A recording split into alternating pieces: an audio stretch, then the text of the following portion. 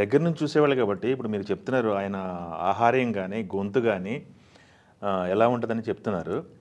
ఆయన అసలు ఎలా మెయింటైన్ చేసేవాళ్ళు ఆ బాడీని, అసలు ఏంటి ఆయన అలవాట్లు ఏంటి ఏంటి అనేది చాలా డిస్కషన్ నడుస్తుంటుంది. అవును. మీరు దగ్గర నుంచి అన్నీ చూశారు కాబట్టి ఏం చెప్తారు సార్ ఆయన ఆహార్యం గురించి, ఆయన అలవాట్ల గురించి, ఆయన పద్ధతుల గురించి? నాకు తెలిసి ఆయన కళ్ళల్లో కళ్ళు పెట్టి చూసేవాడు ఒకడు లేడు. వాళ్ళ ఆవిడ వాళ్ళు ఏమైనా చూసేవాళ్ళేమో కానీ మనకు తెలియదు. బయట ఎవ్వరూ ఆయన కళ్ళల్లో అంత శక్తి ఉంది. ఓకే. ఎదుటి వాళ్ళను చూశాడంటే పడిపోవాల్సిందే. ఎంత మహా వీరులైనా ఆయనను ఎదిరించలేరు. కళ్ళల్లో కళ్ళు పెట్టి చూస్తే ఓడిపోవాల్సిందే, యుద్ధం చేయాల్సిన పని లేదు. అంత స్ఫురద్రూపి ఆయన. తర్వాత ఎవరిని కూడా చెడుగా మాట్లాడేవాడు కాదు. మేమేవో 1-2 సార్లు ఏదో చెప్పబోతే కూడా ఇట్లా అనేవాడు. కానీ వేరే వాళ్ళ గురించి ఏదైనా ప్రస్తావన వస్తే మాట్లాడేవాళ్ళు కాదు. కొంచెం చెడుగా మాట్లాడడం అంటే వాళ్ళని గురించి వేరే విధంగా చెప్తే ఒప్పుకునేవాడు కాదు. అట్లా చాలామంది ఎంకరేజ్ చేస్తారు నాకు తెలిసి. ఓకే. వీరిలో మాత్రం అది లేదు. అది లేదు కాబట్టే ఏ సినిమా అయినా అన్ని సినిమాలు ఓపిక లేకుండా, తీరిక లేకుండా ఒప్పుకునేవాడు. ప్రోగ్రామ్స్ బ్రతికుండగానే చేయాలి, ఉన్నప్పుడు అవకాశం వచ్చినప్పుడు చేయాలి కదా. మేము అడిగాము ఆయన్ను, అర్ధరాత్రి పిలిచినా వెళ్ళి కొన్ని సీన్స్ ఆ రావణాసురుడి వేషం వేసినప్పుడు ఆ కైలాస పర్వతాన్ని మూసేప్పుడు 10 గంటలు 12 గంటలు అట్లా కళ్ళు ఆర్పకుండా ఉండడం అంటే మానవ మాతృడికి సామాన్యం కాదు.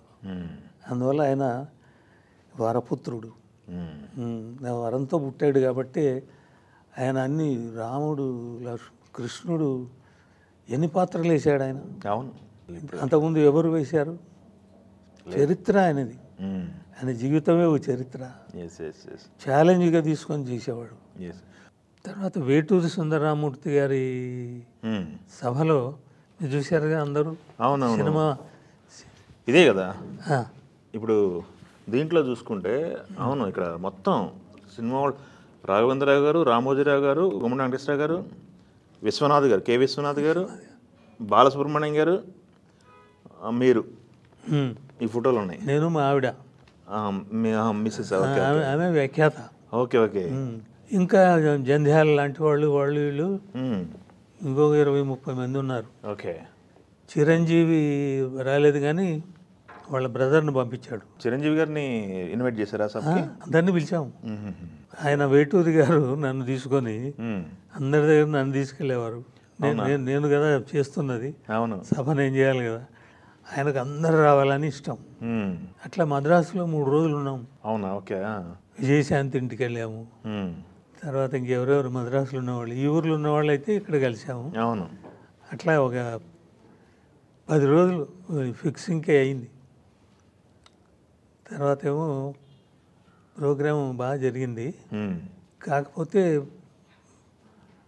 ఆయన డబ్బు దగ్గర చాలా, దానికి ₹1,00,000 ఖర్చు అవుతే ఓ 25,000 ఈ మ్యూజిక్ వాళ్ళకి ఇచ్చాడు. ఓకే. నేను మొత్తం ఈయన జోబులోంచి ఇచ్చింది కాదు, దీని పేరు మీద ఆయన 20 రోజులుగా ఒక 20 లక్షలు వసూలు చేశాడు. ఓకే. నన్ను అడిగాడు రసమై తరఫున, ఇది నేను ఒక పైసా తీసుకోను, రిసీట్ ఇవ్వను, మీరు తీసుకోండి ఎంత కావాలన్నా, ఈ ఖర్చులకు మాత్రం ఇవ్వండి. సరే అని ఒప్పుకున్నాడు. ఒప్పుకున్న తర్వాత ఎగ్గొట్టాడు. ఇట్లుంటారు. Okay okay. ఆయన వేటూరి గారు. అది ప్రోగ్రామ్ అయితే గ్రాండ్గా చేసాము. ఇందులో ఉన్న మంత్రులు వీళ్ళందరూ వచ్చారు. ఆయన పాటలే పాడించాను నేను. ఓకే. వేటూరి గారు మన రామాచారి బృందం విత్ ఫుల్ ఆర్కెస్ట్రా, దానికి 25,000 మాత్రం ఇచ్చాడు. Okay okay. మిగతా మొత్తం అంటే ఇది ఆయన గురించి లేని ఆయన గురించి నేను చెడుగా చెప్పడం లేదు, కానీ తత్వం అది. వసూలు చేశాడు, ఖర్చు పెట్టాడు.